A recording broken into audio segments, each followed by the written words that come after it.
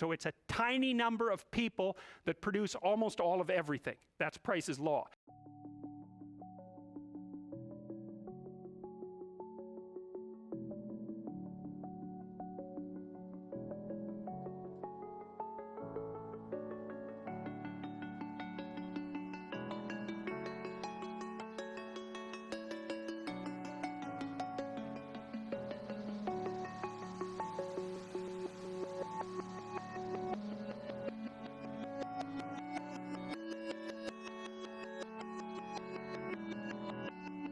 Performance among human beings is not normally distributed.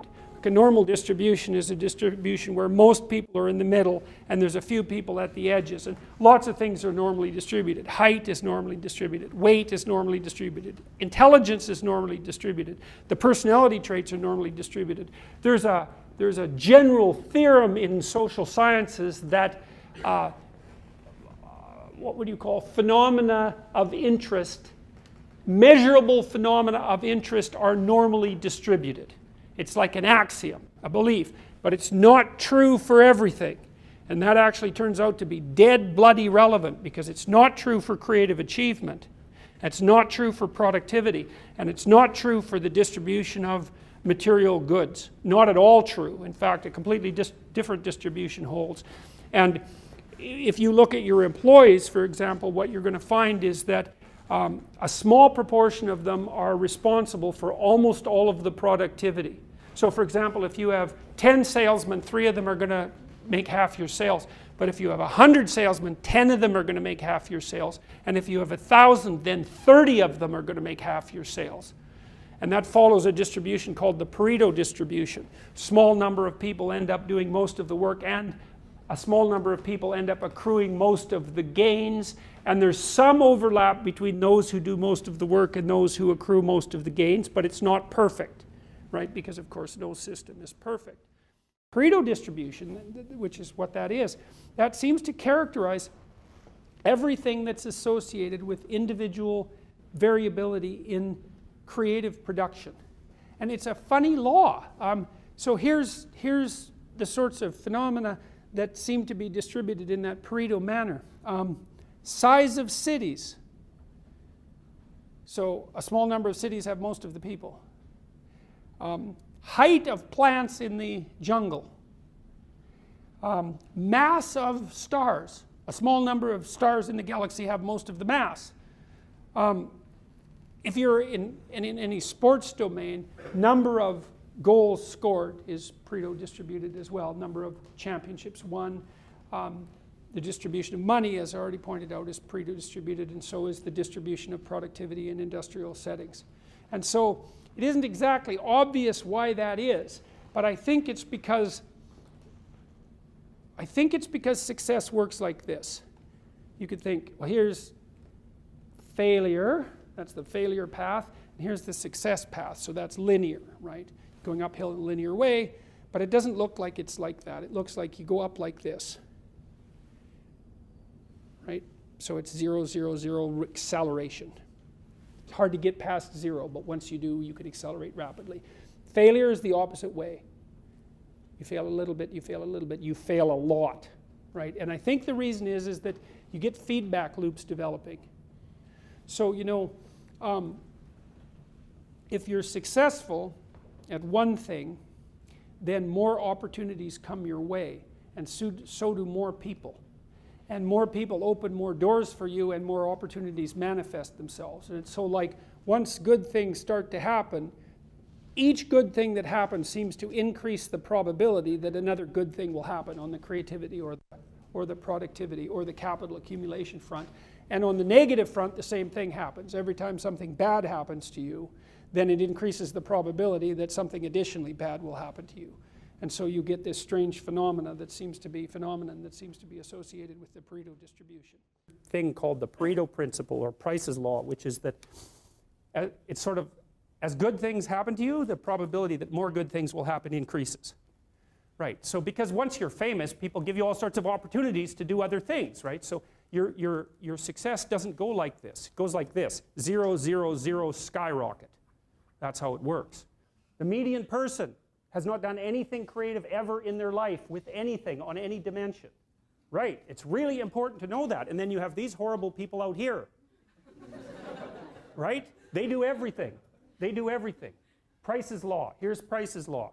This is something to hammer into your heart. The square root of the number of people in a domain do 50% of the work.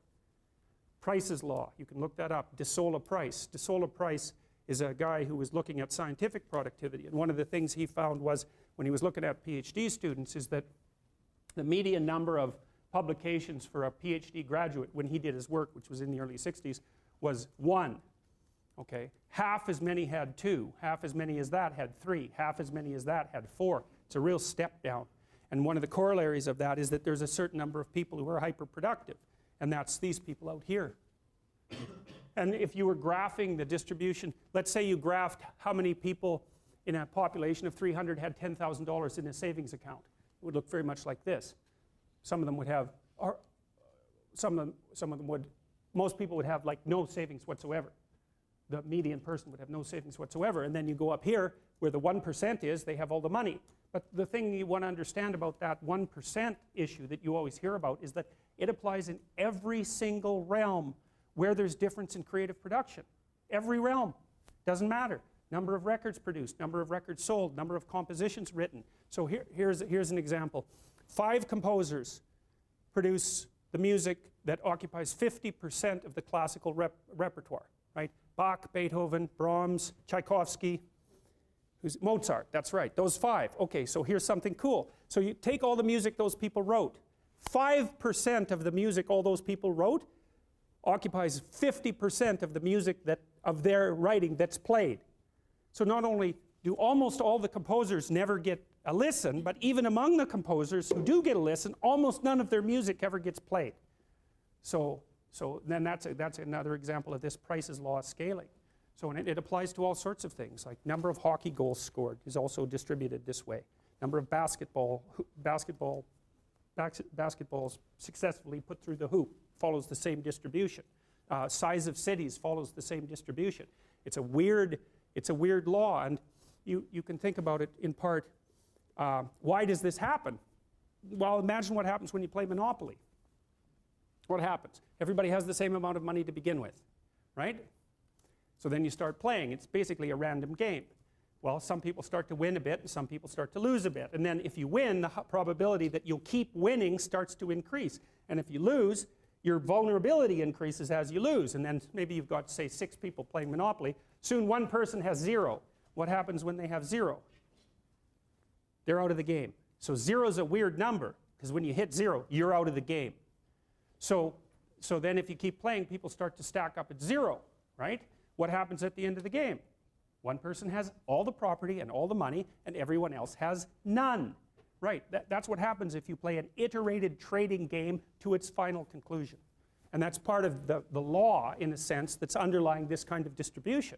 So it's not a consequence necessarily of structural inequality. It's built into the system at a deeper level than that.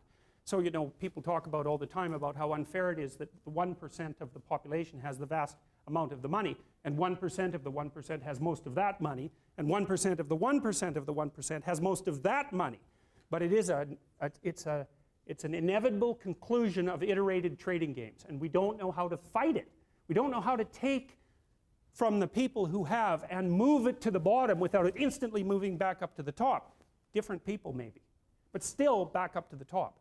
Because even the 1% churns a lot. Like, I think you have a 10% chance, if I remember correctly, you have a 10% chance of being in the top 1% for at least 1 year of your life, and a 40% chance of being in the top 10% for at least 1 year in your life. That's in Canada and the US. It's less so in Europe. So there's a fair bit of churning at the top end. It's not the same people all the time who have the money, but it is a tiny fraction of the people all the time who have all the money.